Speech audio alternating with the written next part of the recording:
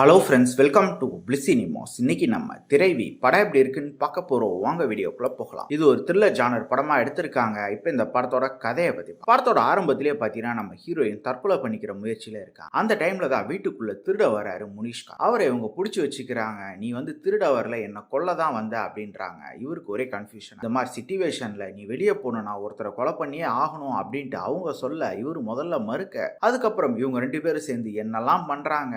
அப்படி நம்ம ஹீரோயினை கொல்ல நினைக்கிறது யாரு, அவங்க யாரை கொல்ல நினைக்கிறாங்க, கடைசியில என்னதான் ஆச்சு அப்படின்றத த்ரில்லர் ஜானர்ல சொல்லியிருக்க படம் தான் இது. இப்போ இந்த படத்தோட பாசிட்டிவிட்டி பத்தி பார்க்கலாம். இந்த படத்தோட மிகப்பெரிய பாசிட்டிவ் பார்த்தீங்கன்னா சஸ்பென்ஸ் ஃபேக்டர் தான். அதே இவங்க படத்தோட ஆரம்பத்துல இருந்து மெயின்டைன் பண்ண ட்ரை பண்ணிருக்காங்க. அதெல்லாம் பார்க்கறதுக்கு நல்லாவே. அடுத்தது முனிஷ்காந்தோட பெர்ஃபார்மன்ஸ் ஒரு அல்டிமேட்டான பெர்ஃபார்மன்ஸ் கொடுத்துருக்காங்கன்னு சொல்லலாம். மற்ற படங்கள்ல இருந்து இது கொஞ்சம் மாறுபட்டே நடிச்சிருக்காங்க. அதே மாதிரி நம்ம ஹீரோயினோட பெர்ஃபார்மன்ஸ் ரொம்ப நீட்டாக ஒர்க் அவுட் ஆயிடுது. டெக்னிக்கலி பார்த்தீங்கன்னா சினிமோட்டோகிராஃபிலாம் சூப்பராகவே பண்ணி கொடுத்துருக்காங்க. அதே மாதிரி பேக்ரவுண்ட் ஸ்கோருமே த்ரில்லருக்கு ஏற்ற மாதிரி நீட்டாகவே பண்ணியிருக்காங்கன்னு சொல்லலாம். இந்த படத்தோட நெகட்டிவ் பற்றி பார்த்தீங்கன்னா செகண்ட் ஆஃப் தான். செகண்ட் ஆஃப்ல சில சீன்ஸ் பார்த்தீங்கன்னா, அதாவது சில ட்விஸ்ட் அண்ட் டர்ன்ஸ்லாம் பார்த்தீங்கன்னா நமக்கு ஆல்ரெடி ப்ரிடிக்ட் பண்ற மாதிரி தான் இருக்கு. அது மட்டும் இல்லாமல் பல கேரக்டர்ஸ் இவங்க பெருசா எழுதவே இல்லை, வந்துட்டு போற மாதிரி தான் இருக்கு. அது மட்டும் இல்லாமல் பல இடங்கள்ல படம் பயங்கர ஸ்லோவா போகுது. அது மிகப்பெரிய நெகட்டிவ் ஆகி மொத்தத்தில் என்கிட்ட கேட்டீங்கன்னா இது ஒரு ஒன் டைம் வாட்சபிள் படம் தான். வேணும்னா ட்ரை பண்ணி பாருங்க. இந்த படத்துக்கு நம்மளோட ரேட்டிங் 10க்கு 6 மார்க் கொடுக்கலாம். இன்னொரு வீடியோவில் சந்திக்கலாம்.